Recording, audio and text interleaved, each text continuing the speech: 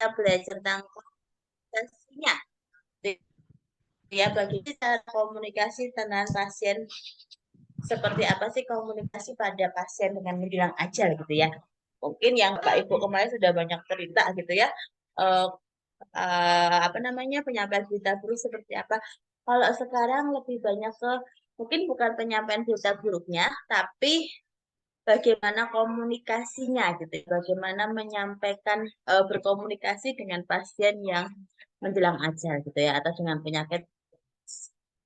Oke, ini ya, pasien dengan penyakit kronis tidak hanya mengalami keluhan secara fisik ya, tetapi juga keluhan secara psikologis. Pasti ya, orang dengan penyakit kronis itu tidak hanya mengalami masalah fisik saja yang sakit gitu ya, tapi juga masalah psikologis. Ya, gejala psikologis sosial seperti distres emosional, gelisah, depresi yang mempengaruhi kualitas hidup pasien dan keluarga. Jadi kadang kemarin kalau kita bilang apa namanya ada kita menyampaikan berita buruk itu akan mempengaruhi masa depan pasien ya. Mungkin masih ingat bahwa kalau kita menyampaikan berita buruk ke pasien itu akan mempengaruhi masa depannya pasien.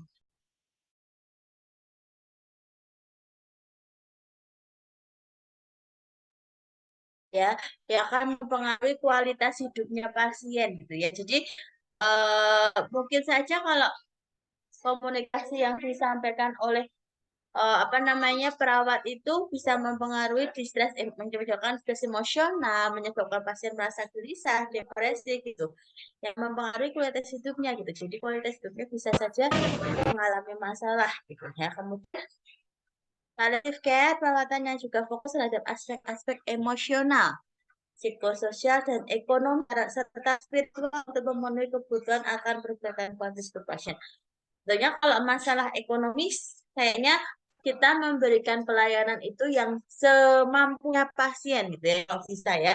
Jadi kalau memang adanya BPJS ya BPJS saja, tapi kita juga memperhatikan aspek emosionalnya. Jadi bagaimana sih psikologisnya pasien gitu ya?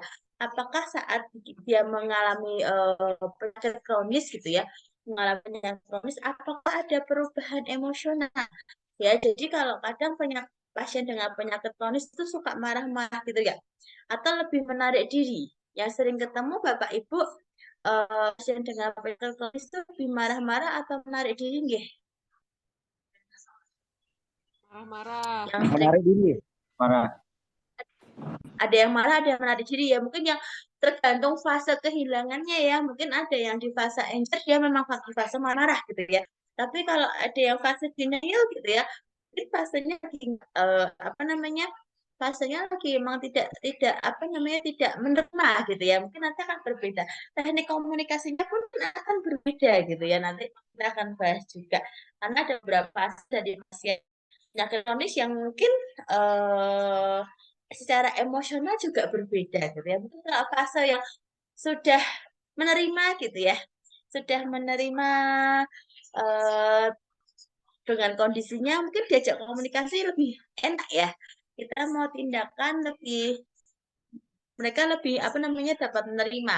Tapi kalau misalkan pada pasien-pasien yang memang dia masih fase denial, fase anger gitu ya, lagi nggak terima nih kok saya dapat penyakit kronis gitu ya, kayaknya itu juga akan jadi masalah bagi pasien sehingga mempengaruhi kualitas hidupnya gitu ya. Eh, laptopnya padahal dari tadi belum diajak kerja loh, kenapa nggak mau gerak ya? Bentar. Nggak usah di slideshow, nggak apa-apa nih Bapak Ibu. Laptop saya nggak bisa di slideshow. Kelihatan kan kalau nggak di slideshow? Kelihatan, Bu. Kelihatan, Bu. Ya, ini komunikasi terapeutik dalam palliative care ya. Jadi komunikasi yang efektif sangat penting dalam semua perawatan klinis. Pasti ya, namanya perawat itu harusnya melakukan komunikasi yang efektif gitu ya. Komunikasi yang memang benar-benar ke pasien gitu. Jadi jangan hanya kita itu sebagai perawat datang ke pasien itu hanya tugasnya sebagai pemberi obat, melakukan tindakan-tindakan kolaborasi gitu ya. Tapi kita juga melakukan komunikasi yang mungkin kadang nih ya, ada perawat yang lupa bahwa tugasnya itu memang untuk melakukan komunikasi ke pasien. Semoga sih Bapak Ibu di sini nggak lupa ya komunikasinya ya. Tidak lupa mengkaji pasien, gitu, tidak lupa mengkaji keluhan pasien, bahkan tidak lupa untuk mengajak pasien berkomunikasi. Karena pasien dengan penyakit kronis, yang kita mau lakukan palliative care, itu dia butuh ditemani, butuh diajak ngobrol gitu nggak? Mungkin Bapak Ibu yang di klinisi gitu ya. Mungkin pasien-pasien penyakit kronis perlu diajak komunikasi lebih banyak gitu ya. Atau karena kerjaan banyak jadi nggak sempat komunikasi ya. Yang mana Bapak Ibu? Komunikasi buatan? Komunikasi nggak ya? Tes, suara saya masih masuk ya? Komunikasi ya. Nggak seadanya kan komunikasinya ya. Oh ya, Bapak Ibu saya lihat Bu Hotmiati. Bu Hotmi belum UTS ya, K3 ya. Yang belum UTS K3 boleh di list ya. Nanti saya buka kembali untuk soalnya. Dan yang merasa kok nilai saya belum puas gitu ya.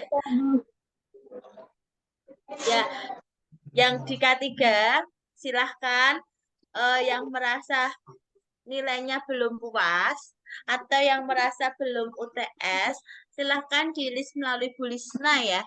Nanti biar saya bukakan lagi soalnya, jadi biar bisa ikut UTS. Tapi nggak usah takut, Bu, saya kok nggak lulus ya, Bu, gitu. Nggak apa-apa, gitu ya. Kemarin yang nilainya jelek sekali itu ada 2, nanti mungkin saya bukakan. Kayaknya kemarin siapa ya, kalau saya rata-rata Bu Maria De Fatima sama siapa ya, satunya saya lupa. Coba saya cek lagi ya. Itu nilainya memang benar-benar 0 kosong, saya nggak tahu itu error atau nilainya tidak terekap, ya. Jadi nanti silahkan yang memang nilainya masih kosong, nilainya masih kosong. Kalau nilainya masih kosong, nanti silahkan boleh UTS susulan gitu Bapak Ibu untuk K3. Tapi kalau yang belum lulus, Bu, saya Selamat kok nggak sore, lulus Bu. ya, Bu. Nggak apa-apa, tenang aja. Nanti nilainya masih saya Selamat gabung sore, dengan Bu. UAS praktik dan UAS. Ya, Pak Francisco.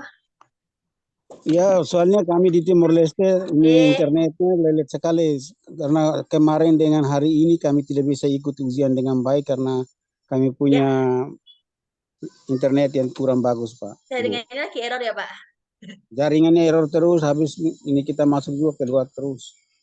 Oh ya, ya nanti coba yang memang merasa nilai UTS K3-nya tidak puas, silahkan tulis ke Bu Lisna.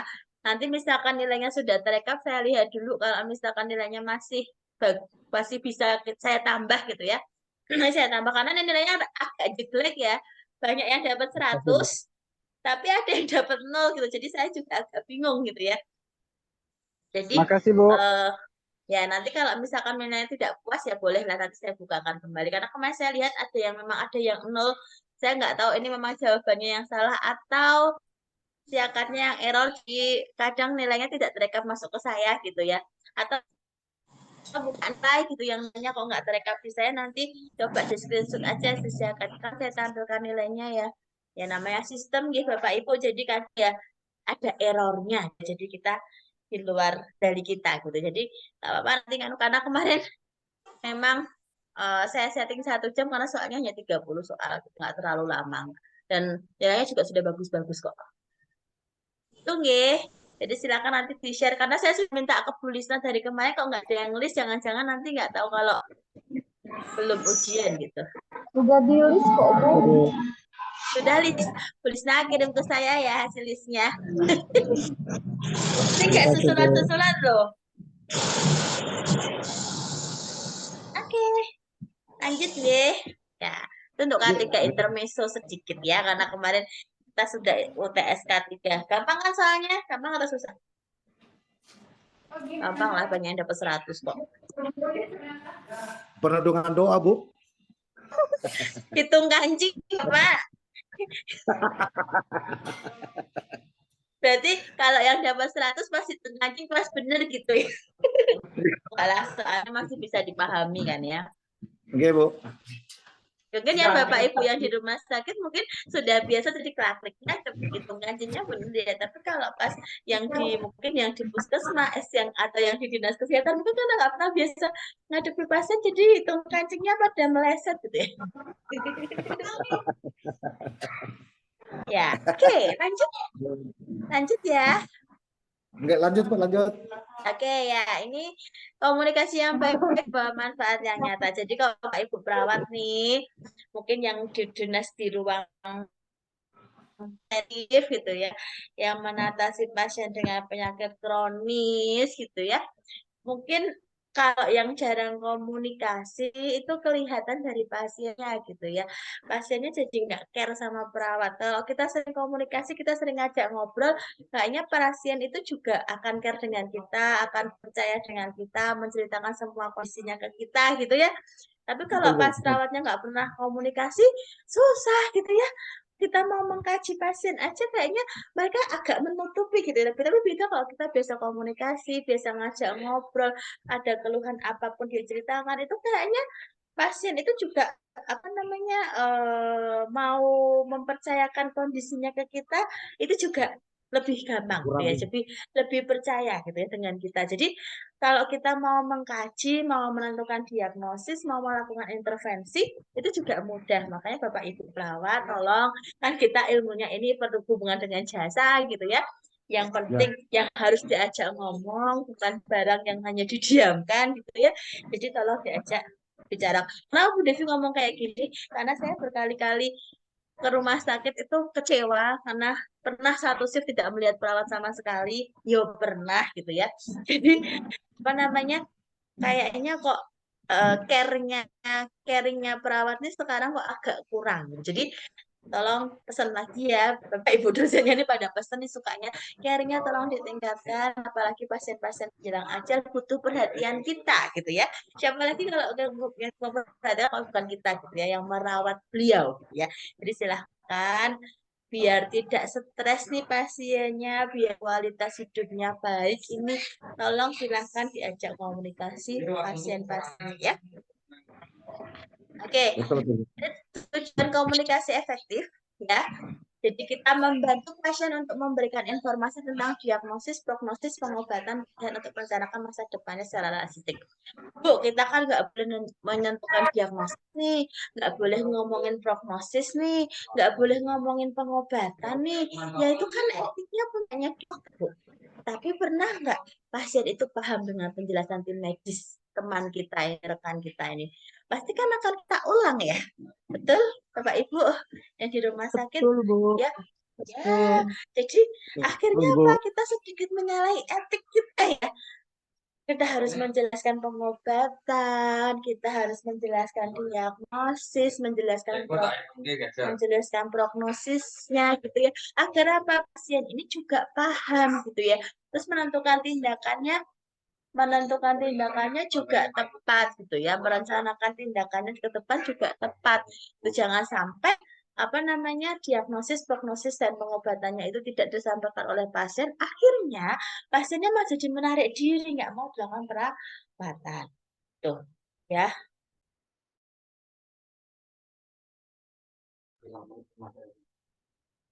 Kemudian membantu pasien menyadari pelayanan yang mungkin tersedia untuk mereka. Jadi apa namanya?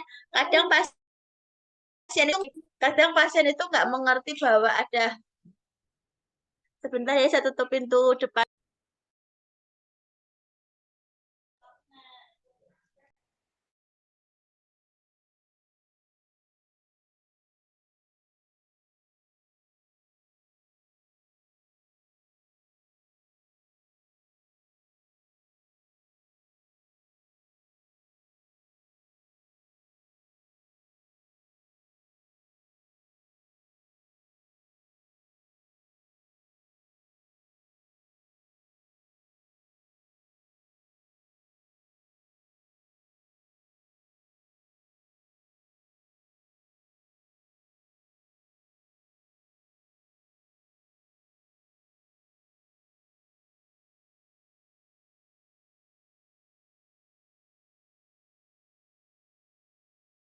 Mohon maaf ya Bapak Ibu. suami saya baru keluar rumah, jadi harus tutup pintu daripada anaknya kabur keluar. Eh, ya, jadi kadang pasien itu tidak tahu, ya, tidak tahu pelayanan apa yang disediakan oleh pihak rumah sakit. Jadi ya kita harus membantu pasien dengan berkomunikasi. Kita bisa memberikan pemahaman ke pasien bahwa oh ini loh pelayanan ini tuh ada loh di sini. Atau mungkin kita bisa memberikan opsi gitu ya. Ada loh di sini tuh ada pelayanan ini loh, misalkan atau masukkan dia ke pasien ke komunitasnya gitu ya. Oh, ini adalah pasien-pasien anak dengan kanker masuk ke komunitas kanker gitu ya. Pasien anak dengan thalassemia masuk ke komunitas anak dengan thalassemia. Jadi mereka itu paham gitu ya sesamanya, terus kemudian bisa apa namanya paham dengan kondisinya gitu ya. Bagaimana pengobatan juga mereka akan paham. Kemudian memperjelas prioritas pasien. Kadang ada nggak pasien yang iri, misalkan sebelahnya lagi intensif nih. Kadang kan ada pasien yang pakai monitor tapi masih di ruangan. Ada yang buatan? Yang lagi apa pengawasan intensif tapi masih di ruangan online? Ada enggak? Ada, Bu. Ada kan? Ada Terus dulu. cemburuan dengan pasien yang lain enggak? Kok yang itu lebih diperhatikan ya, lebih sering ditengok ya, saya kok enggak ya, gitu enggak? Jadi Sering, Bu. kalau ya kan jadi oh itu lebih dirawat ya, jangan-jangan dia pasiennya bayar gitu ya, pakai BPJS gitu kan. Itu tapi kita lebih mempercayai bahwa oh ini loh ini pasiennya itu kondisinya yang sana lebih kritis nih bapak ibu, lebih yang sana lebih butuh perhatian daripada yang lain gitu ya. Tapi tidak membedakan kondisi pasien, sebenarnya cuma prioritas perawatannya lebih dibutuhkan gitu ya. Jadi kita dalam melakukan perawatan itu tidak hanya sekedar memberikan pelayanan saja.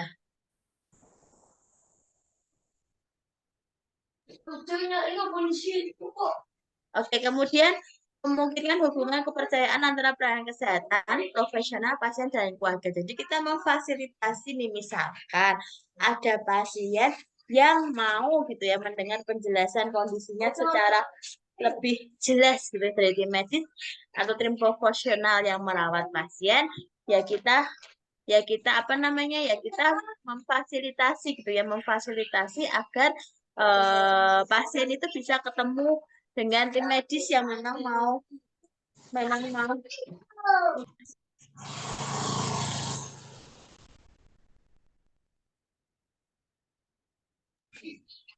Oke, kemudian mengurangi ketidakpastian dan mencegah harapan yang tidak realistis, sementara mempertahankan harapan yang realistis juga. Kan kita nggak boleh PHP ya, nggak boleh memberikan harapan palsu pada pasien ya.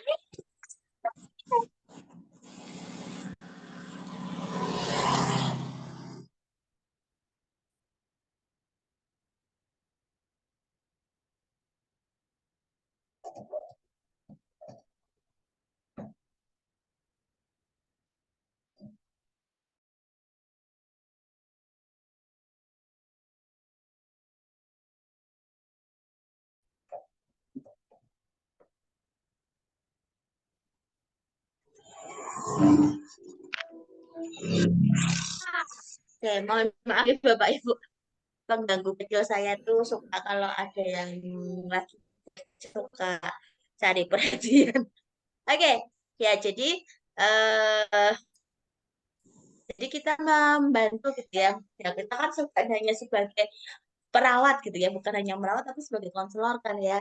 Jadi kita memberikan mengurangi ketidakpastian dari pasien gitu ya. Jadi kalau pasiennya bingung kondisinya seperti apa ya, harapan hidupnya seperti apa ya, mungkin kita bisa bantu gitu ya, menjelaskan sedikit gitu ya. Kita tahu tentang kondisinya pasien. Kemudian mencapai persetujuan atau informed consent. Semua harus dilakukan dengan informed consent ya. Dan yang terakhir adalah mengatasi dilema etis. Wah, banyak banget dilema etis yang mungkin terjadi ya, kayak itu euthanasia gitu ya, kemudian do not resuscitation gitu ya, apa kejujuran gitu ya, mau ngomong seperti apa gitu ya. Nah itu juga harus kita apa namanya harus kita atasi, bisa kita atasi dengan komunikasi kasih ke pasien. Sampai sini ada yang mau tanya Bapak Ibu? Atau mau sharing mungkin? Belum? Lanjut ya. Belum ada, Bu. Lanjut, Bu. Nggih. Oke, ini karakteristik komunikasi dalam palliative care. Mungkin hampir sama dengan kemarin waktu menyampaikan berita buruk ya.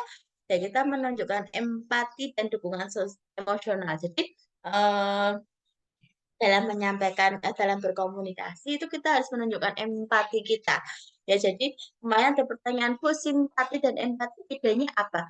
Ya, kalau empati kita benar-benar menunjukkan bahwa, oh, saya merasakan apa yang dirasakan pasien, tapi tidak terlalu berlebihan. Jadi kalau ada pasien yang sedih, ya segera nggak boleh ikut nangis gitu ya.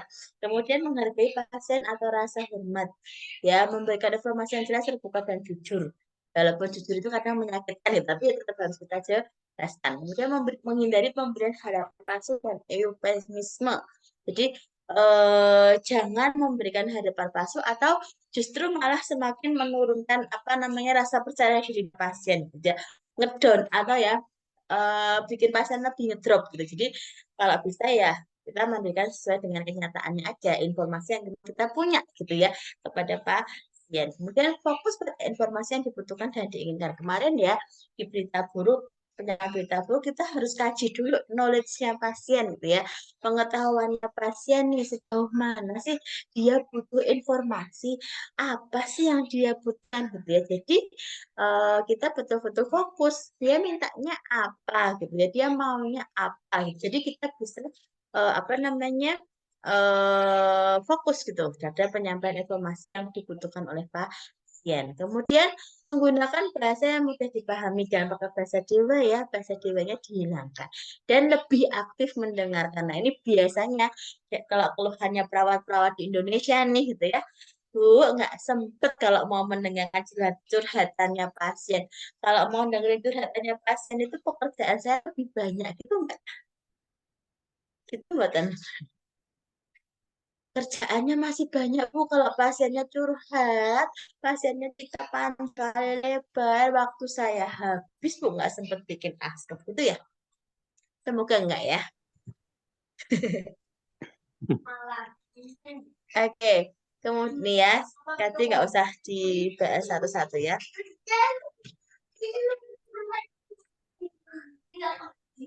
Kemudian, maaf ya, anak saya kalau nganu berantem, mulu kerjaannya.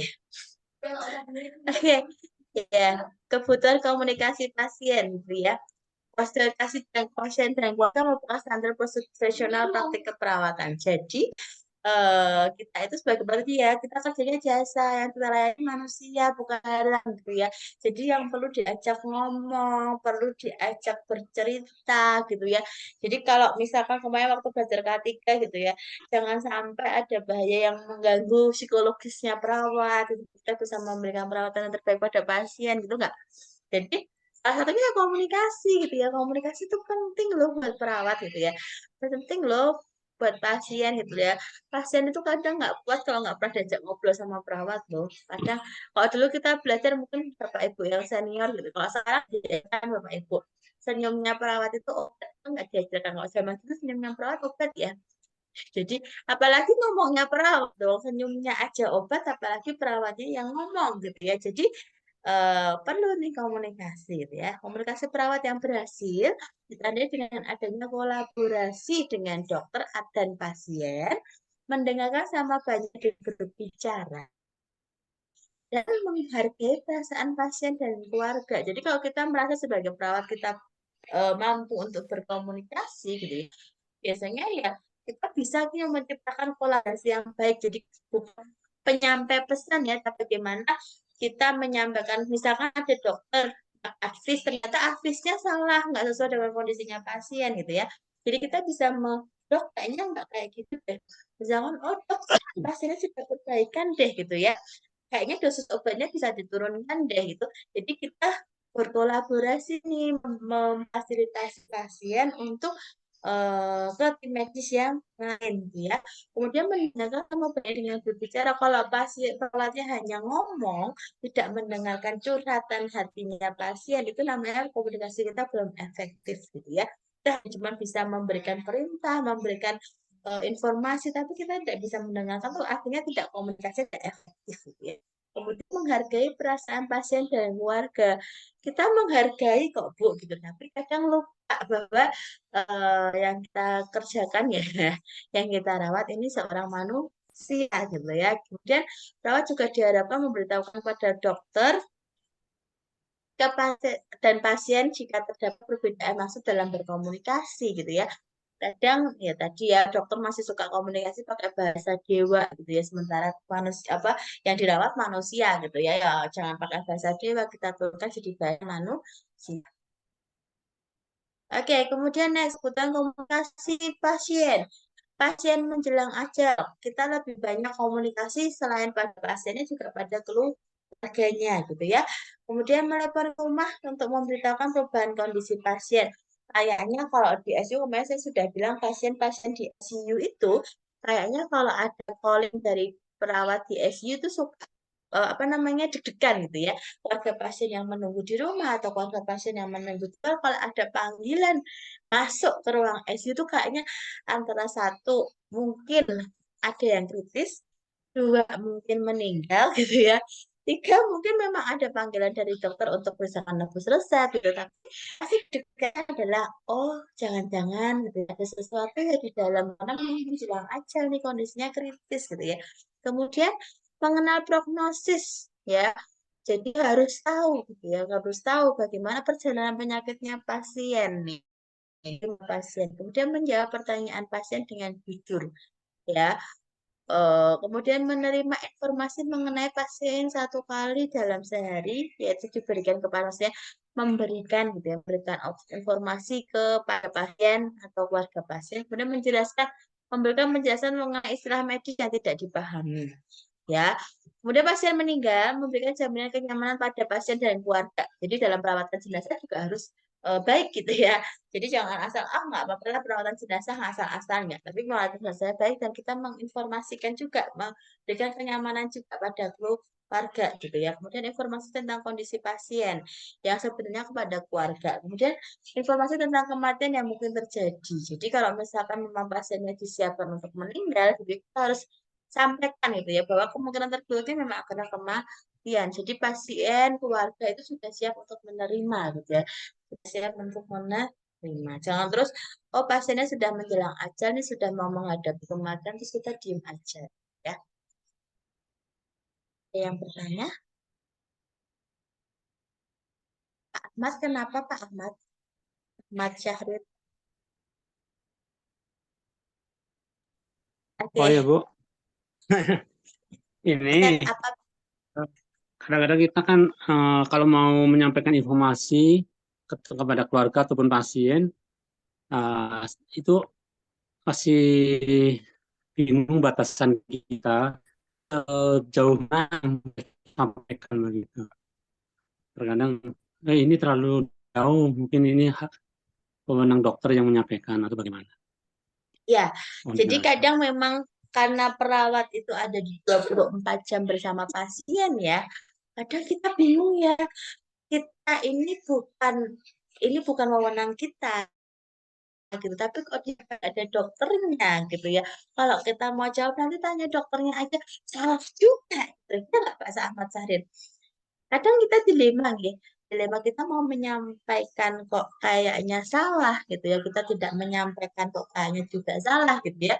Tapi memang kadang kita jadi melanggar etik kita gitu ya. Kita nggak boleh menyampaikan yang haknya dokter, tapi kadang ya memang harus tersampaikan kok pasiennya tidak mengerti, gitu, tidak paham gitu ya. Jadi itu kadang kadang bingung ya. Kadang jadi perawatnya jadi menarik diri, sudah nggak usah komunikasi kayaknya nanti kalau pasiennya mau terlalu jauh, atau kadang pasien itu mencari informasi sendiri ya. Jadi dari Mbah Google gitu ya, suka cari sendiri tentang penyakitnya tuh tanya jadi aneh-aneh gitu ya, yang mungkin jadi bukan, kadang kita aja nggak ngerti kondisi pasien yang seperti itu, tapi dia sudah mencari terlalu jauh gitu, mencari informasi terlalu jauh yang menyebabkan mereka kan bingung sendiri gitu ya, terus cari kita Padahal secara medis nggak ada kayak gitu misalkan. Ya kita jadi bingung nih menyampaikannya ke pasien seperti apa. Ya itu dilema, ya dilema kita. Ya tetap kita akan sampaikan Bapak Ibu itu nanti wewenangnya dokter gitu ya. Haknya dokter untuk menjelaskan. Nanti kalau misalkan dokternya besok datang, akan kita bantu untuk komunikasikan ke dokter gitu ya. Tentang keluhan Bapak Ibu gitu ya. Jadi kita tidak hanya sekedar diem aja, tapi kita juga menyampaikan. Dan nanti kalau misalkan sudah disampaikan sama dokter, pasiennya belum, maaf, waktu penyampaian informasi oleh dokter ke pasien itu juga kita mendampingi sebagai perawat. Jadi saat pasiennya tidak paham, saat pasiennya mungkin masih ada pertanyaan, mungkin kita bisa membantu menjelaskan begitu. Itu Pak Ahmad Syahrir. Dilema ya kadang ya Pak, mau komunikasi salah, nggak komunikasi salah gitu ya. Iya betul Bu. Ya, apalagi yang mungkin Bapak Ibu yang ada di ruang ICU gitu ya, ruang NICU gitu ya, mungkin PICU atau HCU gitu ya, mungkin ini agak susah nih komunikasinya gitu ya, bingung nih mau komunikasinya bagaimana ya gitu. Oke, ada yang mau bertanya lagi Bapak Ibu?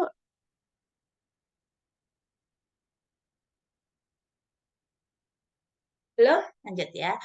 Ini tantangan dalam komunikasi, ya, mengabarkan berita buruk. Kemarin kita sudah banyak ya bahas mengabarkan berita buruk ke pasien, ya ada kendalanya, ada hambatannya, dan salah satunya kita dalam berkomunikasi tantangan saat kita mau mengabarkan berita buruk ke pasien. Kemudian menghadapi tanggapan emosionalnya pasien. Kemarin jadi suka bersimpati malahan gitu ya. Padahal saya maunya empati nih gitu, tapi karena apa namanya emosionalnya kok berlebihan ya pasien jadi simpati gitu. Atau malah jadi ya apa sih pasiennya kok jadi lebay gitu ya. Jadi kadang kita jadi secara komunikasi juga jadi terhambat gitu ya. Kemudian menghentikan atau menahan perawatan aktif ya. Jadi kalau misalkan kita ada di posisi yang memang karena kondisinya pasien ini kalau dipertahankan juga nggak bagus. Soalnya saya pernah cerita pasien saya merawat bayi hidup gitu ya 3 bulan lamanya gitu. Kita mau menghentikan salah, nggak menghentikan juga salah. Kayaknya ada pasien bayi lain yang lebih butuh ventilator, tapi kita pakai ventilator bayi hidup itu kalau kita lepas kita kayak membunuh gitu ya. Jadi agak repot. Kita berkomunikasi juga akan jadi menghindar tadi ya. Kemudian menghindari keheningan dan mempromosikan keterbukaan di antara pasien, perawat, dan profesional. Jadi kita berkomunikasi itu kadang kalau mereka sudah stop gitu ya, kita bingung gitu ya. Mau ngomong apa lagi ya gitu ya. Mau ngasih informasi apa lagi, akhirnya sudah selesai komunikasinya. Makanya bahkan waktu penyampaian berita buruk kita pakainya komunikasinya terbuka ya. Jangan tertutup yang jawaban cuma ya, tidak gitu. Jadi kalau bisa terbuka. Jadi kita apa namanya kalau pasiennya menjawab itu masih ada jawaban yang bisa kita berikan pertanyaan lagi, udah kita berikan informasi, jangan hanya jawabannya ya enggak gitu. Jadi selesai gitu komunikasinya. Kemudian membahas keinginan pasien yang mengatakan jangan melakukan resusitasi. Itu harus kita tanyakan sebetulnya ya. Jadi tidak hanya sekedar info konten, tapi kita jelaskan nih gitu ya. Kalau dia memang menolak resusitasi ya kita jelaskan kenapa menolaknya, resusitasi itu gini loh gitu ya. Jadi apa namanya itu juga tantangan kita dari komunikasi gitu ya, ada tantangannya nih gitu ya. Kemudian tanggapan yang sesuai untuk permintaan eutanasia ya, ada yang pernah diminta untuk melakukan eutanasia secara pelan-pelan. Saya nggak bilang langsung ya, secara pelan-pelan. Ada Bapak Ibu yang punya pengalaman diminta untuk eutanasia? Ada enggak? Mungkin yang di ruang intensif? Belum ada. Ada yang pernah diminta lepas ventilator pelan-pelan? Atau winning ventilator? Tes. Habis dari dokternya Bu, winning ventilator. Apa? Habis dari dokternya winning ventilator. Oh, habis dari dokternya suruh winning ventilator pelan-pelan karena memang harapan hidup pasiennya jelek ya. Iya Bu. Tapi dijelaskan ke keluarga pasien ya Bapak Ibu. Dijelaskan ke keluarga pasien ya. Kalau misalkan kita mau winning ventilator nih, nanti kondisinya begini-begini, jelaskan enggak? Dijelaskan Bu, karena kondisinya sudah tidak memungkinkan gitu. Jadi emang harus di winning ventilatornya dan emang kondisinya benar-benar intinya tidak bisa kembali hidup gitu, Bu. Tapi kalau pada pasien nggak ada ya, nggak ada yang pernah minta gitu. Hening pelan-pelan dong gitu. Nah, Bu Saya Ima sih lagi belum di pernah, ya, Bu. suara ventilator beneran. Nutup. Iya. Jadi kalau dari keluarga dokter memang kadang suka hening pelan-pelan dong kalau memang kondisinya nggak bagus. Hening pelan-pelan. Kalau keluarganya menerima nggak masalah, Bu. Kadang keluarganya nggak menerima gitu ya. Jadi susah ya. Saya pernah cerita, saya pernah merawat bayi hidup, gitu, bayi apa namanya, bayi yang sudah meninggal gitu ya. Tapi dibangun gitu, bayi dihidupkan oleh ventilator yang bertahan 3 bulan itu tadi, itu kan dilema sebetulnya, dia sudah meninggal mati batang otak, mau diwining keluarganya nggak boleh gitu ya, nggak diwining kok dia pasien umum gitu, kalau nanti jadi ada masalah gitu ke rumah sakit, jadi ya sudah ya kita jadi repot gitu ya, tantangan tuh sebenarnya gitu ya, 3 bulan merawat bayi yang sudah mati batang otak gitu ya. Kemudian membahas tentang kematian dan prosesnya, ini kadang jadi dilema juga ya, tantangan bagi kita, kita aja nggak pernah menghadapi kematian harus tentang kematian gitu ya. Jadi kadang masalah juga bagi perawatnya gitu ya, tantangan juga nih gitu ya, harus ngomong apa namanya, ngomongin kematian, mempersiapkan pasien menjelang aja kan gitu. Kita tuh mempersiapkan pasien saat dia memang kondisinya kritis, saat dia meninggal kita harus mempersiapkan ya. Nah, membahas kematian nanti kok dibilang ibu perawat aja nggak pernah meninggal gitu ya, masa membahas tentang kematian, salah lagi gitu ya. Jadi tantangan gitu dalam komunikasi. Nah, ini hambatan dalam komunikasi nih. Hambatan yang pertama dari pasien gitu ya, hambatan pasien dalam berkomunikasi ya. Masalah fisik, masalah psikologis itu mengganggu kita untuk melakukan komunikasi pada pasien. Ya mungkin tadi pada beberapa fase gitu ya, ada beberapa fase yang apa namanya, yang nanti akan dihadapi oleh pasien, kita akan bahas di belakang. Beberapa fase kehilangan, beberapa fase saat dia menerima penyakit kronis itu yang mungkin itu juga jadi hambatan, ya, menghambat kita dalam komunikasi. Ya, masalah fisik yang mungkin terjadi, ya pasien-pasien yang memang tidak mampu untuk berkomunikasi secara langsung, misalkan pasien kurang kesadaran, pasien yang pasang tracheostomi, mau ngomong nggak bisa ya, susah ya. Jadi mungkin itu juga akan menghambat komunikasi. Tapi kita komunikasi ya, pasien tidak sadar pun dilakukan komunikasi buatan Bapak Ibu. ICU nih Komunikasi. pasiennya ya tidak sadar, bayi pun diajak komunikasi ya Bu Ima. Iya, Bu, diajak, Bu. Jangan asal suntik pasang OGT, pasang OGT gitu ya. Jangan asal itu ya. Iya. Gitu. Atau kayak kamu dulu mungkin pernah dengar Bapak Ibu yang ada yang dituntut, istrinya pengacara yang perawatnya dituntut gara-gara pasang EKG, tidak komunikasi, pernah dengar ya kasusnya ya, beberapa tahun yang lalu gitu ya, ada yang dituntut gara-gara pasang EKG yang menyentuh area apa namanya, terlarang gitu ya, dan tentu payudara, karena apa namanya, ya memang EKG posisinya di situ ya, kalau nggak dipasang di situ gimana ya, ya agak nyentuh-nyentuh sedikit nggak pada perempuan ya, tapi karena tidak komunikasi sesalahnya, tapi tetap harus komunikasi gitu ya, tetap harus ngomong walaupun maksudnya nggak sadar kok, nggak apa-apa, dia sadar, dia tahu, dengar suaranya ya, itu akan mengarungi masalah buat kita sebagai perawat, kan nggak mau kan saya bermasalah ya.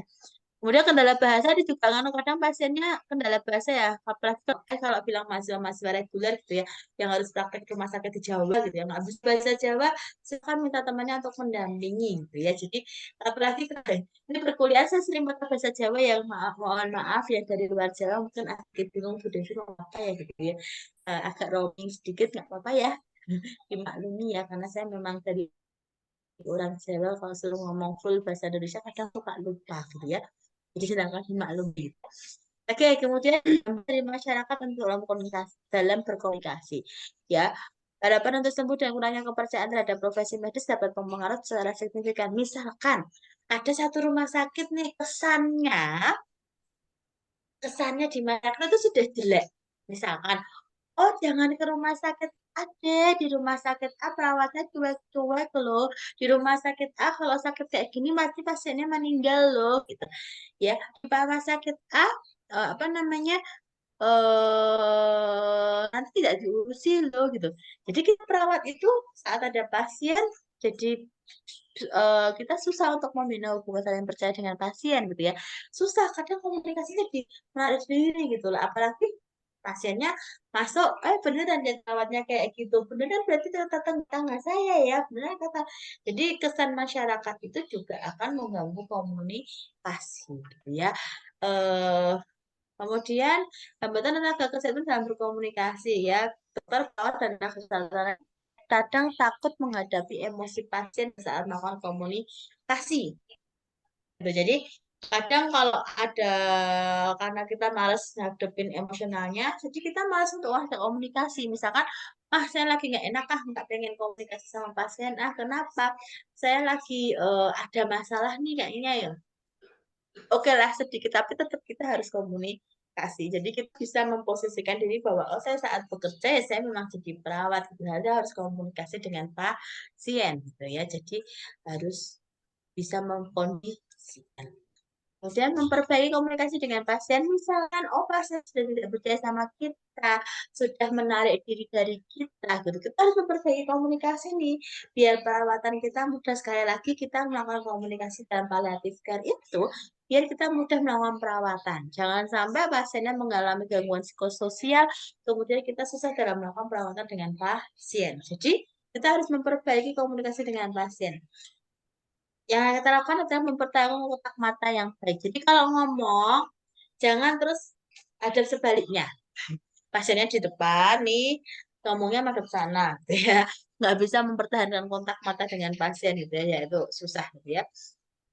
Kemudian gunakan pertanyaan terbuka, bukan pertanyaan tertutup ya. Ingat ya, gunakan pertanyaan terbuka. Kalau cuma, Ibu, Ibu sudah makan? Jawabannya sudah. Selesai ya. Tapi ibu apa namanya? Bagaimana perasaannya hari ini? Enak makannya, Bu. Makannya sama apa ya hari ini? Kayaknya perawatnya lebih cerewet ya, lebih banyak ngomongnya. Kemudian fokus pada kekhawatiran pasien dan juga agenda visitasi gitu ya. Jadi kita sebagai perawat nih lebih fokus terhadap masalahnya pasien. Kemudian amati dan respon terhadap afektifnya pasien gitu ya. Afektif itu perilakunya pasien. Kalau misalkan perilakunya pasien kok kayaknya dia diajak komunikasi nggak nyaman, ya sudah stop komunikasinya. Nah, terus kita salah, Bapak Ibu, saya mau ngomong ini. Ya ternyata afektifnya tidak menerima, ya sudah stop komunikasinya, jangan diteruskan. Gitu ya. Berarti dia lagi tidak menerima kita. Ya. Kemudian tanyakan mengenai kehidupan pasien di luar bidang kesehatan dan perhatikan masalah psikososialnya. Jadi bagaimana kita mendistraksi gitu ya, membuat pasien itu lupa dengan kondisi medisnya. Jadi kita tanyakan kehidupan sosialnya, tapi jangan sampai yang mengganggu. Misalkan, pasiennya seorang ibu nih, anaknya masih kecil gitu. Terus kita tanyakan, anaknya di rumah sama siapa, Bu? Sehat, Bu, anaknya. Kangen nggak, Bu? Gitu. Malah membuat semakin ada masalah psikologis ya pasiennya. Jadi bagaimana kita mensugesti gitu ya pasiennya biar dia tetap apa namanya nyaman gitu walaupun dia dalam perawatan, walaupun dia sebenarnya kalau ibu-ibu kalau dia punya anak kecil harus dirawat di rumah sakit tetap pikiran ya.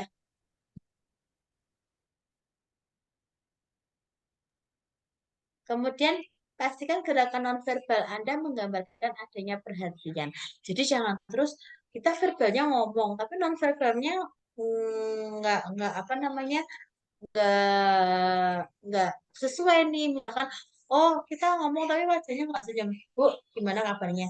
Enak nggak? Kalau saya ngajar sampai nggak senyum, kayaknya jenengan gimana ya? Ini Bu Devi lagi ada masalah nih sama suaminya gitu nggak? Jadi kalau kita berkomunikasi, ya saya berkomunikasi dengan gitu ya, saya berkomunikasi dengan Bapak Ibu, ya saya akan menunjukkan gerakan nonverbal yang baik gitu ya. Saya akan senyum gitu kalau memang dibutuhkan senyum gitu ya. Jadi gerakan nonverbalnya juga mendukung. Jangan sampai Bapak Ibu lagi make komunikasi, tapi lagi ngatur, nulis keluhannya pasien gitu. Ya enggak, tapi saatnya kita komunikasi benar-benar kita melakukan komunikasi gitu ya.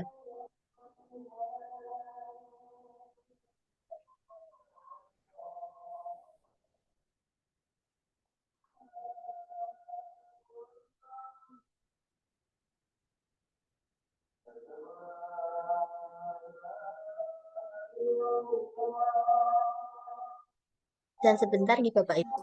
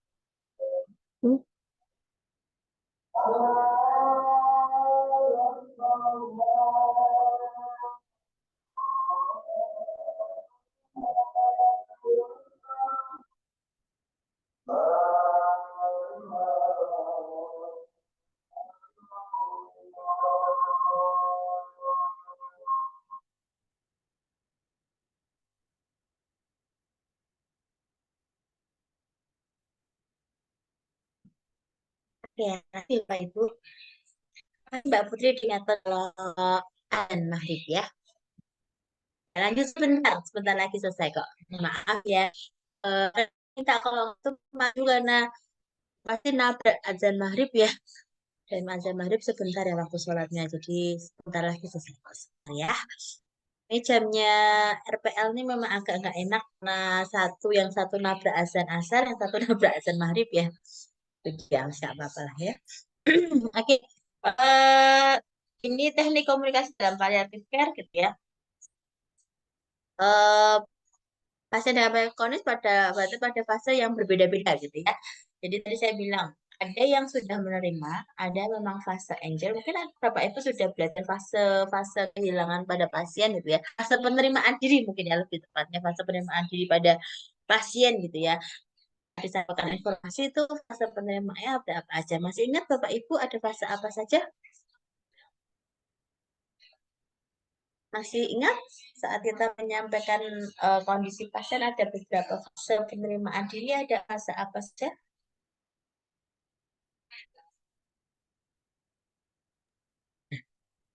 Ya, bisa kita jelasin. yang gitu, Bu. Denial, Ah, denial, terus anger, terus bargaining, bargaining, terus depresi, acceptance. acceptance. Kira-kira yang mana sih yang mudah diajak komunikasi, Bapak Ibu? Fase yang mana yang lebih mudah diajak komunikasi? Penerimaan. Acceptance. Ya, acceptance ya. Pasti acceptance nih. Acceptance ini paling mudah diajak komunikasi. Mau dikasih info apa saja langsung masuk gitu ya. Jadi lebih mudah gitu ya. Kemudian ya perawat perlu memperlakukan komunikasi sesuai dengan pasien dari pasien. Jadi komunikasinya kita kayaknya juga akan berbeda. Kita bahas satu-satu ya. Ini yang disebut ke Bapak Ibu tadi, jadi fase denial, anger ya, bargaining, depression, dan acceptance. Yang mudah sekali diajak komunikasi adalah acceptance ya, menerima kondisinya pasien ya. Kemudian fase denial atau pengingkaran, ya, ini adalah fase pertama yang rasakan individu gitu ya saat menerima kondisi penyakit kronis. Ya, nggak ada yang mau nerima, nggak ada yang mau didiagnosis kanker, nggak ada yang mau didiagnosis HIV/AIDS, nggak ada yang mau didiagnosis dengan penyakit-penyakit konvener, CKD lah, apa namanya, sindrom nefrotik kalau di anak mungkin ya, nggak ada yang mau didiagnosis penyakit kronis, pasti tidak mau, mengingkari, salah mungkin dok, bukan hasil pemeriksaan saya mungkin dok, seperti itu ya. Jadi pasti gitu ya, pasti apa namanya, responnya seperti itu, bukan saya kali yang kena, bukan saya mungkin yang jadi ada fase pengingkaran gitu ya. Kemudian di sini akan muncul reaksi fisik gitu ya, letih, lemah, pucat, mual gitu ya, diare gitu ya. Saya waktu menerima kabar bahwa bapak saya meninggal gitu ya, waktu menerima kabar di telepon bahwa saya sudah meninggal, itu saya langsung responnya adalah respon fisiknya langsung keluar, langsung diare gitu ya. Jadi nggak tahu, nggak nangis, nggak apa, tapi langsung diare. Jadi bukan nggak nangis, bukan nggak sedih ya, tapi memang sama suami ditanyakan kamu anak pertama harus kuat gitu ya, harus kuat nanti daripada sampai sana ibu sama adik lagi sedih gitu, jadi harus kuat, harus jadi nggak bisa nangis di depan, jadi responnya sudah diare, ke kamar mandi berkali-kali gitu, habis gitu ya, itu reaksi fisik saya gitu. Tapi setelah sepi, setelah nganu ya tetap nangis juga gitu ya, tetap ngerasa nggak punya bapak sekarang gitu ya. Jadi mungkin dayanya berbeda gitu ya. Kemudian teknik komunikasi yang digunakan memberikan kesempatan untuk menggunakan coping yang konstruktif dalam menghadapi kehilangan dan kematian. Jadi kita sebetulnya di fase denial kita sebetulnya harusnya lebih mendampingi pasien, ya, lebih mendampingi pasien, tapi kita juga betul-betul menjelaskan, sebenarnya di sini menjelaskan memang benar-benar ini kondisi yang harus menimpa pasien, komunikasi kita, tapi apa namanya, benar-benar memberikan informasi yang sejelas-jelasnya berdasarkan fakta yang ada, karena pasiennya nggak terima nih gitu ya. Kemudian setelah itu berada di dekat klien, jadi kita memahamkan pasien ini loh, kita mendampingi pasien, kita ada 2 pasien di dalam mempertahankan kontak mata, kalau perlu boleh peluk gitu ya, peluknya bukan begini tapi ya kita elus-elus, kita usap-usap gitu ya, kita benar-benar berempati, menunjukkan empati, karena pasiennya nggak terima dengan kondisinya. Oke. Fase anger marah gitu ya. Fase individunya ini mulai sadar gitu ya, mulai sadar dengan kondisinya. Tapi marah gitu ya. Marah, jadi pasiennya jadi agresif gitu ya, jadi suka marah-marah. Mungkin tidak semua pasien lewat fase ini ya. Mungkin kalau yang dia lebih cepat acceptance ya mungkin fase anger, bargaining, karena mungkin tidak terjalani gitu ya. Tapi kalau ada pasien yang memang dia kadang, oh kok jadi setelah menerima kok jadi marah-marah ya, kok jadi emosian ya gitu. Nah ini dia berarti ada di fase anger. Perawat harus tahu nih, oh dia lagi di fase anger nih ya. Berarti komunikasinya seperti apa? Ya, biarkan aja dia mengekspresikan perasaannya gitu ya. Mungkin kalau dia lagi marah-marah ya kita mungkin boleh tanya ke bapak kenapa, ada yang tidak membuat bapak tidak nyaman, ada yang membuat bapak atau apa namanya, merasakan gangguan emosional, merasakan gejolak emosi gitu ya. Apa yang bapak rasakan, boleh di-share, boleh dibagi dengan saya gitu ya. Jadi biar apa namanya, pasien itu bisa bercerita gitu ya, bercerita seperti itu, kita tetap nggak langsung tiba-tiba pasien pasti nggak langsung tiba-tiba mau bercerita dengan kita, tapi dengan pendekatan gitu ya, dan kita menunjukkan respect gitu ya, menunjukkan perhatian pasien gitu, pasti pasien mau cerita kok sama kita kok, sus kondisi saya itu gini gini gini gini gini gitu. Jadi apa namanya, paling tidak kita bisa mengarahkan, jangan terus dia anger, jangan terus dia marah-marah, kita juga ikut marah-marah gitu ya. Makanya nggak ada komunikasi yang baik, itu komunikasinya rusak. Jadi tidak, komunikasinya tidak baik. Jadi kalau pasiennya lagi anger ya kita jangan ikut anger gitu ya. Terus jadi anger bet ya. Oke, kemudian fase bergening, tawar-menawar ya. Ini kadang pasien suka begitu ya. Misalkan kalau saya kalau perawat saya contohnya di anak, kadang perawat suka begini. Kalau kenapa sih harus anak saya? Kenapa bukan ke saya aja yang sakit gitu ya? kenapa sih harus anak saya, kenapa nggak anak orang lain aja, misalnya dia lagi dendam sama seseorang, kenapa nggak anaknya itu aja ya, kenapa harus anak saya sih yang sangat begini nih, tawar menawar gitu ya.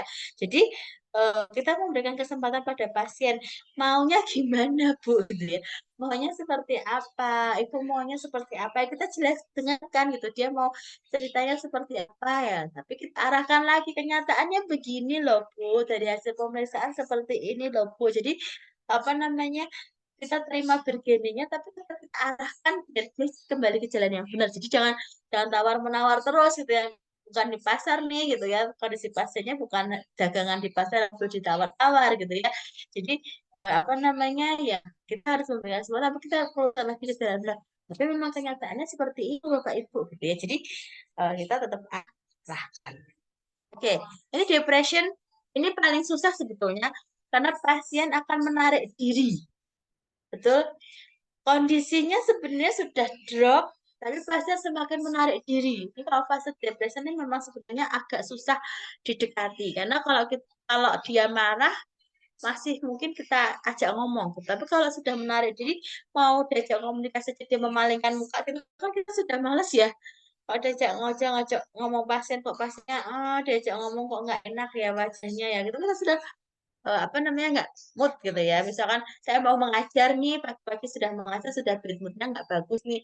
Misalkan saya kalau di kelas reguler mau mengajar, ada yang terlambat, kemudian apa namanya, kok ada yang berisik, itu mood-nya sudah berubah. Jadi, oh kamu menarik, nggak simpatik nih ya.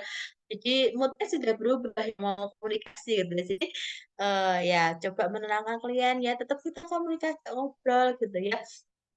Tapi kita arahkan gitu ya, bagaimana mengekspresikan kesedihannya. Kalau misalkan tidak bisa cerita ke kita, silahkan minta keluarga siapa sih yang bisa diajak cerita sama pasien gitu ya. Siapa yang bisa dipercaya sama pasien buat dia ngobrol. Jadi bisa menyampaikan kadang apalagi kalau perempuan ya kadang kalau mencurahkan isi hati itu suka susah gitu ya. Apa gampang? Atau laki-laki yang lebih susah gitu ya. Mencurahkan isi hatinya gitu ya. Kadang kalau saya sih saya orangnya susah meluapkan. Jadi kalau ada masalah pun saya jarang jarang menunjukkan masalah saya ke orang gitu ya. Jadi kalau ada masalah tetap saya senyum, tetap saya ngelak, tapi sebenarnya di dalamnya ada masalah gitu ya, kayak ada problem gitu. Tapi ya nggak tahu ini bagus. Jadi kalau ada masalah pun misalkan masalahnya berat pun saya jarang teman-teman itu tahu kalau saya punya masalah karena saya umpetin gitu ya. Kayaknya kopinya lebih baik gitu ya. Ini terakhir, fase terakhir dan materi terakhir dari saya gitu ya. Acceptance gitu ya, penerimaan gitu ya. Responnya ya dia menerima, sudah menerima misalkan kanker, sudah menerima kondisinya ya dia akan apa namanya, harus ngapain nih? Dia sudah menerima saya harus apa ya, sudah fase damai, sudah menerima. Ya, kalau saya harus menjalani pengobatan, ya saya akan menjalani pengobatan. Nah, ini lebih mudah ajak komunikasi. Gitu ya. Ya kita harus punya waktu untuk meluangkan waktu untuk pasien gitu ya, meluangkan waktu untuk pasien, untuk menyediakan waktu gitu ya, menyediakan waktu untuk diskusi gitu ya, perasaan keluarga terhadap kematian misalkan memang pasiennya menjelang ajal ya kita siapkan untuk berdiskusi dengan pasien. Oke, sampai sini ada yang mau tanya Bapak Ibu? Ada yang mau sharing mungkin? Ada?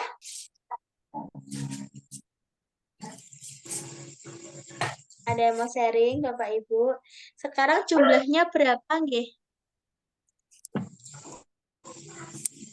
7 Bu. 5? Jumlah 5. kelasnya berapa? Kan Kak Dono nggak ada, meninggal ya. Berarti masih berapa? Sisa berapa ya? Yang baru berapa ya? Kok mati lampu? Maaf ya, di sini mati lampu, jadi saya langsung kehilangan wajah saya di Zoom. Zoom-nya langsung hilang gitu, ya. Untung laptop saya masih oke gitu baterainya. Oh, saya disenterin. Terima kasih. Mati lampu. Oke. Bapak Ibu, sebelum laptop saya mati, kalau tidak ada yang bertanya, saya memberikan penugasan lagi. Ini Bapak Ibu kok banyak tugasnya ya Bu ya. Ya. biasanya kalau ada ujian praktik, kita kan punya SKS praktiknya sepertinya di KMA ya, seperti di K3 ya. Kita masih punya SKS praktik. Jadi ada satu, udah nyala. Kenapa ini? Tiba-tiba mati. Oke, jadi nanti saya minta Bapak Ibu membuat satu naskah komunikasi ya dengan pasien. Nanti berpasangan. Jadi bikin satu naskah komunikasi pada pasien dengan penyakit kronis, boleh menyampaikan berita buruk, boleh melakukan pertemuan dengan pasien penyakit kronis, boleh dengerin curhatnya, tapi di salah satu fase penerimaan diri. Jadi misalkan, oh saya ada pasien fase bergening nih, saya harus bagaimana ya komunikasinya ya pasien saya bergening nih, ya tawar menawar gitu ya. Jadi bagaimana komunikasi perawatnya, nah itu harus buat paham. Dan Pak Eduardo boleh sebentar Paham, Bu. paham nggih? Paham, Bu, Paham ya? paham. Nah, Semoga jadi paham, Bu.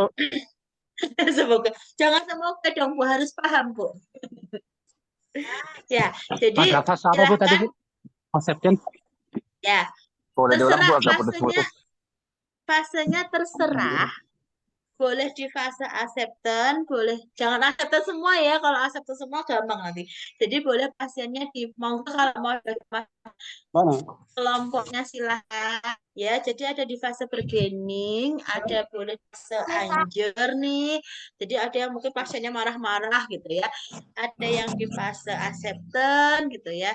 Jadi silahkan melakukan komunikasi dengan penyakit kronis ya. Misalkan dikasih pengetahuan masih fase denial gitu ya, boleh silahkan dikomunikasikan. Sinyal saya hilang ya, tes masih ada saya. Paham? Berpasangan ya. Paham, Bu. Jadi Oke.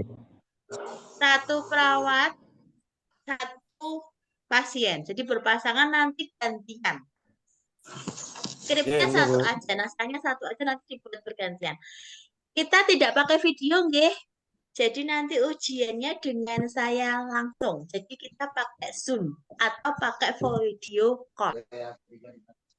Paham? Tidak video ya. Paham, Bu.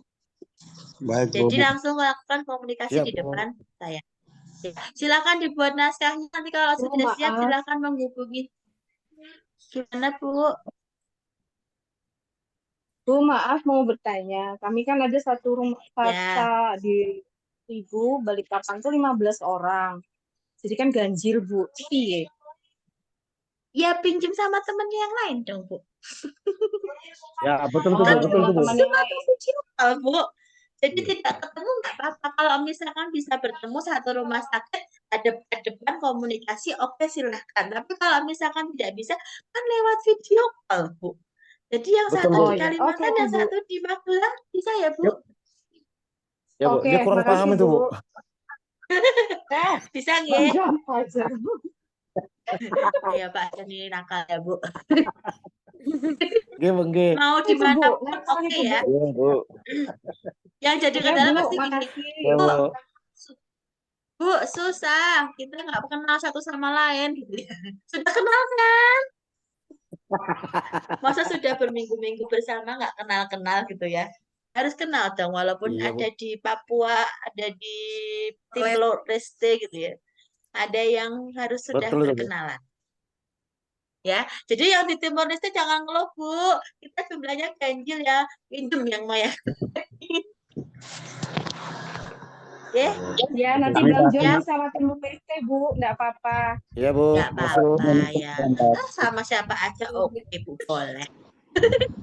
Kecuali kelasnya Nggak paham, ganjil Bu. nggak? Gelasnya ganjil nggak? Apa? Jumlahnya ganjil nggak? Sebentar. Kalau jumlahnya ganjilnya agak repot. Jumlahnya ganjil nggak? Ada, Bu. Kalau jumlahnya ganjil, nanti ada satu yang mau jadi relawan ya, menolong temannya untuk berkomunikasi. Bisa, Ya. Bu. Bisa tuh, Bu. Bisa. Kalian membantu Mas bisa, hanya Bu. cuma Ya, Bu. Yang penting kan temennya bisa jadi perawat. Jadi pasien. Yang saya nilai adalah saat menjadi perawat, bukan menjadi pasien. Oke, Kalau 3 orang bisa, gitu Bu. kan? Lah bertiga nanti saat gimana Bu? Pak caranya Pak? Satu Kan berpasangan. satu jadi penunggu pasien, satu pasien, satu. Yang saya nilai jadi perawatnya Pak, nggak penunggu pasien nggak saya nilai. Pak Francisco lucu deh kan. Ya, bisa jadi Lucu deh. relawan. Saya nilai jadi perawat itu berapa pot? Perawatnya yang 2. Oh, maksudnya Perawatnya yang 2. istrinya perawat mungkin 1, Bu. Yang jadi pasien nggak dapat nilai Pak. Ini pokoknya nggak ada tawar-menawar, pokoknya berpasangan. Kalau misalkan kelasnya ganjil, nanti silahkan yang ada satu yang Sipan suruh jadi relawan ya. Sipan berkorban Ya, jadi betul. tenang Mbak Winda masih muda, mau kapanpun oke gitu ya. Ya Bu. Maaf Bu, mau bertanya Bu. Itu naskahnya dibikin 2 kah Bu? Satu aja, satu pasang, satu naskah aja, nanti dibacakannya bergantian. Oh, Tapi kalau Ibu mau bikin 2 boleh silahkan. Kalau tugasnya belum banyak mau bikin 2 strip nggak apa-apa Bu. Kalau Satu saya aja, bilangnya Ibu. satu. yang dinilaikan yang jadi perawat Bu. Jadi nanti tukaran aja Bu ya dengan naskah yang sama. Iya, Iya, Ibu. naskahnya Baik, Bu. satu aja, nanti tukeran aja naskahnya. Kan walaupun misalkan nih naskahnya satu tapi komunikasinya berbeda, kan tetap naskahnya berbeda.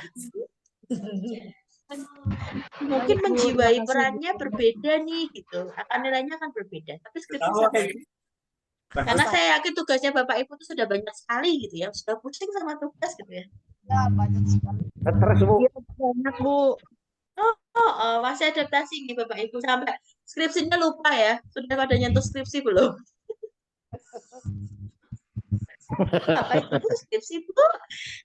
Masih pertama kok sudah suruh bikin skripsi setahun loh ya, nggak lama loh setahun itu loh. Jangan salah ya. Cawu 2 aja saya belum jalan gitu ya. Apalagi yang cawu 1 gitu ya. Oke, cukup Bapak Ibu. Ada yang mau Oke, tanya Bu. lagi? Ya, paham ya komunikasi pada pasien dengan penyakit kronis mau di fase apapun yang jelas saya tidak minta di acceptance semua. Kalau di acceptance semua itu mudah. Ya silahkan dibagi sendiri, ada yang dapat bargaining, ada yang dapat depresi mungkin ya. Jadi perannya perawat itu akan terlihat berbeda-beda. Ya, bukan lewat video tapi langsung komunikasi di depan saya melalui video call atau melalui Zoom. Ya, nanti jadwalnya boleh kalau misalkan sudah siap boleh langsung saya mau kapanpun boleh. Oke. Oke, Bu. Untuk materinya boleh di-share supaya buat panduan. Boleh, nanti saya share materinya Bapak. Bu, mau bertanya Bu. Siapa nih yang bertanya? Lisna ya, Bu Lisna ya. Bu, ini kan tadi ada teman nanya ke saya Bu, orang tua Bu, suaranya Bu, saya nggak dengar. Tadi ada teman yang bertanya Bu, kalau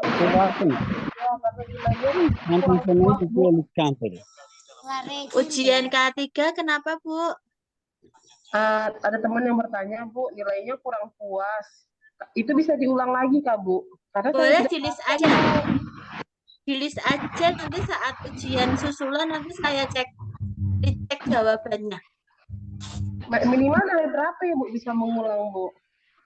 Bu, saya kalau ditanya minimal nilainya berapa ya batas lulus ya Bu. Cuma nggak apa-apa sebetulnya nilainya tidak dibatas lulus nggak apa-apa. Nanti kan akan ada nilai untuk tugas, nilai untuk ujian praktik, nilai untuk UAS. Kalau nilai UTS-nya jelek nanti diperbaiki di UAS-nya aja nggak apa-apa. Iya, saya udah jelasin sih Bu. Tapi ya silahkan yang merasa tidak puas boleh silahkan di list aja nanti kita buka. oh ya Bu. List aja namanya siapa aja nanti jadi kalau waktu ujian susulan saya sambil cek namanya. Bu, makasih Bu. Kalau Kemarin saya dapat, kayaknya saya baca yang 0, nilainya 0 itu ada 2, tapi saya lupa namanya, saya kok baca kayaknya 1 Bu Maria. Cuman memang bukan berarti 0-nya itu memang jawabannya salah semua ya. Kadang sistem siakat itu error. Jadi kadang sudah ada jawabannya benar tapi nggak terekam. Jadi bukan berarti 0-nya itu nggak pinter nih, enggak. Tapi kadang memang sistem siakat itu error. Jadi nilainya tidak terekam ke saya. Jadi yang nilainya 02 pasti akan saya bukakan. Tapi yang lain sebenarnya nggak masalah sih, yang penting ada nilainya. Tapi kalau memang belum puas ya boleh silahkan tulis aja. Ya. Pak Agustinus mau melambaikan tangan, mau bertanya tidak? Agustinus. Bertanya, Bu. Ya. Soalnya ujian UTS itu, Bu. Nilai standarnya berapa, Bu? Kalau saya ditanya nilai standarnya, saya nilai standarnya batas lulus, Pak, 50. Oh, maaf. Soalnya nggak lulus, Bu. Iya, habis nggak apa-apa. jaringan. Ya, Iya, Bu. kalau ditanya batas lulusnya 50, Pak. Cuman itu udah rendah banget dari 50 itu ya sebetulnya ya. Cuman kalau misalkan kalau ya nggak ngulang nggak apa-apa, tapi ya nanti akan saya bantu untuk dengan nilai tugas, was praktik nggak masalah sebetulnya. Karena nanti masih ada digabung dengan nilai-nilai yang lain. Saya di akhir semester tuh akan mengeluarkan katrol biasanya. Tahu katrol kan ya? Kita dongkrak gitu ya. Karena saya nggak mungkin memberikan nilai jelek ke Bapak Ibu gitu ya, tidak terlalu berlebihan gitu ya. Oh, absen aja sudah saya absen semua atau kemarin Bu Lisna, Bu absennya kurang ya, saya masukin semua lah ya. Ada yang nggak masuk saya tutup mata aja gitu. Karena ya saya yakin Bapak Ibu paham ya, kuliah di sini pasti mintanya apa? Jasa nih. Jasa, Bu. Iya, yang penting jasanya tapi nilainya kepake enggak. Ya, Bu. Jadi Pak Ustaz Bisa juga, Bu. Perlu juga. Oh, Perlu juga ilmunya, Bu. Oh ya, bagus, Pak. Ibu kalau bisa nilai di bawah 50 remedi lah, Bu. Oke, boleh, monggo silahkan. Terima kasih, Bu. Tapi belajar ya, Bu, jangan sampai saya bukan lagi di bawah 50. Di bawah 50, Bu. Malas mereka belajar tuh, Bu. Iya. Ya, yang bagus kok ada 100. Jangan tanya aku yang 100 siapa. Saya mau skip aja nanti. Tapi jangan ngomong-ngomong ya. Nanti tanya jawaban apa. Soalnya susah ya. Mau lanjut tugas. Oke, cukup nih Bapak Ibu, nanti di list aja yang mau atau saya buka semua nanti yang di bawah 50 biar bisa biar bisa ikut lagi. Yang di bawah 50 saya buka. Iya, Bu, gitu aja, lihat nilai yang terbawah 50, Bu. Ya, berarti yang merasa kemarin nilainya belum lulus di bawah 50, berarti nanti saat ada UTS susulan K3 berarti siap nggih? Yang udah 50 boleh top, Bu.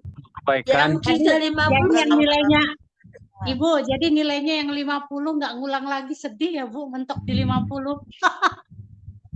Kurang puas tuh, terlalu minim. Tapi yang ngulang beda kan, Bu ya. Kalau 50 saya buka, ya wes minta berapa standarnya, wes saya ngikut mau minta standar. Sudah, nanti semuanya dibantu sama ibunya. Berdoa aja. Bu, itu kalau yang ngulang nanti dapatnya di atas 50, nilainya ditulis di atas 50 atau di batas tuntasnya, Bu? Itu yang saya bingung, Bu. Makanya saya nggak mau buka sebetulnya.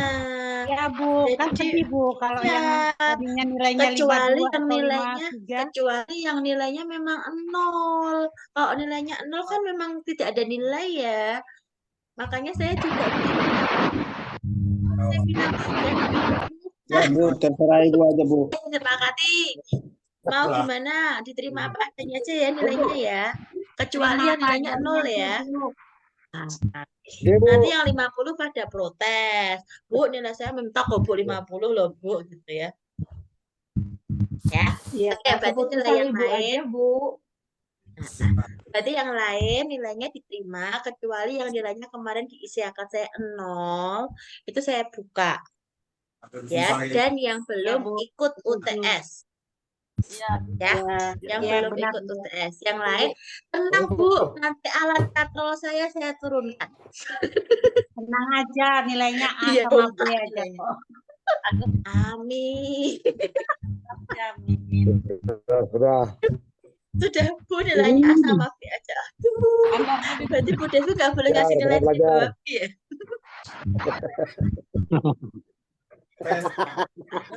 Santai, tenang. Kamu apa tenang? Santai, nanti akan kita bantu kok. Tenang. Karena masih ada nilai waspada ya. Yang penting semua proses dikerjakan. Ibu, kalau saya Bu, saya tidak akan melihat dari nilai saja. Saya juga akan melihat dari proses.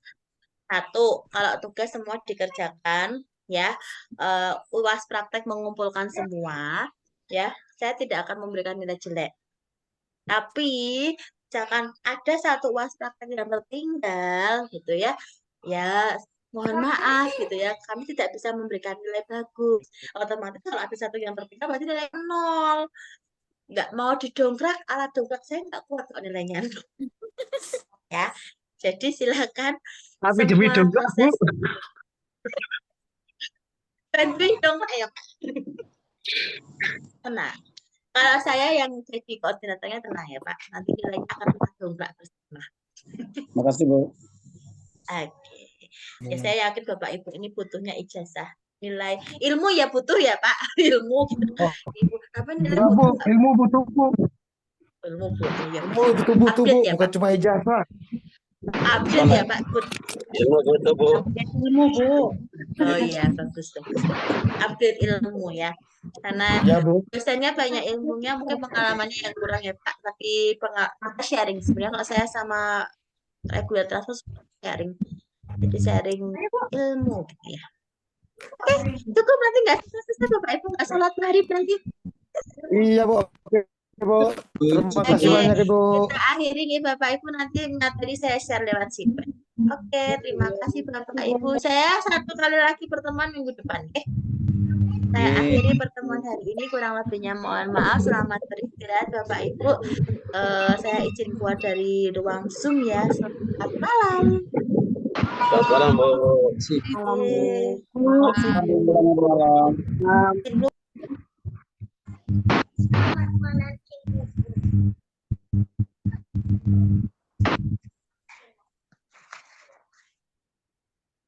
Ada mata kuliah lain lagi kah? Sudah habis.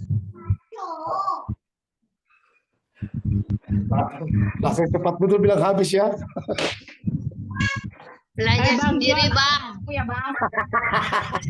Belajar. Kamu yang cari pasangan, Abang John yang cari pasangan, kamu kan laki-laki sendiri. Biar aja kamu yang dikeluarkan. Bang John sombong. Dia cari pasangan. Leo, tengah ruang Leo. Jangan mau Ike, jangan mau. Biar aja dia sama Pak Franciscus. Kamu tuh sudah mengajar. Aman.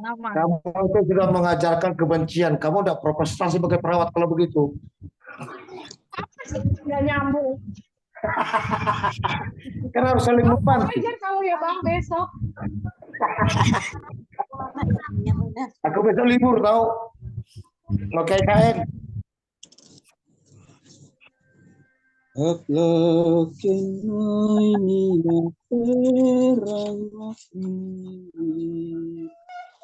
Saya maka apa palnya mati suruh bakat. Oke, selamat malam semua. Semoga bertemu lagi besok. Selamat malam juga. Semoga Oke Kakak John, Ipan.